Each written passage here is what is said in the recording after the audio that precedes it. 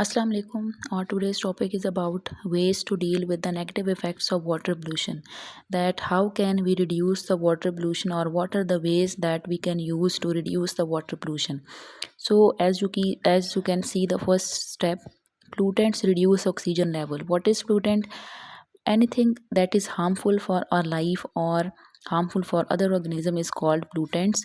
So pollutants क्या करते हैं? Pollutants reduce oxygen level in the environment, in the water bodies, and make the survival of fishes or other aquatic life difficult. So we have to prevent this, and how we can prevent this, हम इससे कैसे बच सकते हैं? We have to control the nutrient flow and properly treat sewage and industrial waste. Properly उनको treat करके जो waste है वो आपको पानी के अंदर थ्रो नहीं करना चाहिए, ताकि वाटर पोल्यूट ना हो, और वाटर पोल्यूट नहीं होगा तो एक्वेटिक लाइफ भी इफेक्ट नहीं होगी. Second step is about heavy metals present in polluted water. Heavy metals जब एक्वेटिक लाइफ की टिश्यूज़ में एंटर होंगे तो it becomes harmful for them, so we have to remove it, or we have to prevent this. And how we can prevent this? By using industrial wastewater from entering waterways can minimize that. हमें जो industrial waste water है या जो agriculture waste है वो पानी के अंदर फ्लो नहीं करना चाहिए. सो we can prevent these heavy metals entering into the aquatic life. Next step is about waterborne diseases. All of you are familiar about these diseases and how we can remove these, or how we can prevent from these diseases. We can prevent by ensuring proper treatment of domestic and industrial waste. Like हमें proper treatment करके फिर water को use करना चाहिए, hygiene का ख्याल रखना चाहिए, and for cleaning and drinking purpose के लिए we have to use proper and pure water. We have to use distilled water, not tap water. Okay, next we have water scarcity in Pakistan. Scarcity means water shortage in Pakistan. As all of you know that Pakistan's population is increasing day by day, and it also increased the demand for water in agriculture, industry and homes. But there is a shortage of water. There is a shortage of pure water in Pakistan. Climate change has caused irregular rainfall pattern which affect water availability. The country's water resources are also declining due to excessive extraction of water from groundwater and insufficient irrigation practices.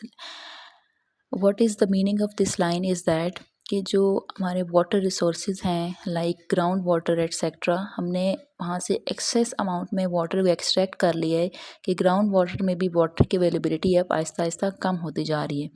तो climate में भी change आ रहा है, like irregular rainfall. जहाँ पे बारिश ज़्यादा होती है उस जगह पे बारिश की वजह से, बहुत ज़्यादा होने की वजह से वहाँ का क्लाइमेट चेंज है, और जो आपके ड्राई एरियाज़ हैं वहाँ पे रेनफॉल ना होने की वजह से वो एरिया बिल्कुल ही ड्राई है, तो क्लाइमेट में भी चेंज आ रहा है. Next we have inadequate water supply. Means कि जो पानी की अवेलेबिलिटी है it is inadequate. The water is not sufficient और significant for different purposes. To solve the problem of water scarcity, these are the steps which are necessary. First one is effective water management practice. Water management like treatment of water को better way में effectively उनकी practice की जाए. Waste water को या waste material को river lakes वगैरह में थ्रो नहीं कराया जाए. Secondly, development of infrastructure. Infrastructure mean physical structures like roads, bridges, airports, etc. को properly maintain किया जाए ताकि sanitary problems ना हो. उसके बाद policy reforms like government को properly strategies बनानी चाहिए ताकि जो आवाम है वो properly water sanitary conditions का या सैनिटरी जो प्रॉब्लम्स हैं उनकी तरफ ध्यान दें. Public awareness of responsible water use and it's promotion. Water को एज अ रिस्पॉन्सिबिलिटी के तौर पर यूज़ करना चाहिए. बहुत ज़्यादा एक्सेस अमाउंट में वाटर को ज़ाया नहीं करना चाहिए, और वाटर के बारे में अवेयरनेस लोगों को देनी चाहिए, इसको प्रमोट करना चाहिए. Strict regulations and monitoring systems to control ground water and prevent illegal drilling are essential. Like जितना आपको पानी की ज़रूरत है आप उतना ही यूज़ करें। Excess amount of anything is bad. आप किसी भी चीज़ को एक्सेस अमाउंट में यूज़ करेंगे तो एक तो उसका ख़त्म होने का खदशा है। इसी तरह we have to promote the awareness of water to people. Okay, next and last topic is about fertilizers. आप सब जानते हैं फर्टिलाइज़र्स खाद को कहते हैं and fertilizers are use to add in the crops for better yield. Better yield, crop yield को हासिल करने के लिए फर्टिलाइज़र्स को यूज़ किया जाता है। फर्टिलाइज़र्स में there are three main nutrients like nitrogen, phosphorus and potassium and these are known as NPK fertilizers. Urea, potassium nitrate, ammonium salts such as diammonium phosphate are important fertilizers. These are also important fertilizers. Fertilizers पानी के अंदर dissolve हो जाते हैं, so they provide nutrients to the plants in readily available, and it is important to give fertilizers in right amount.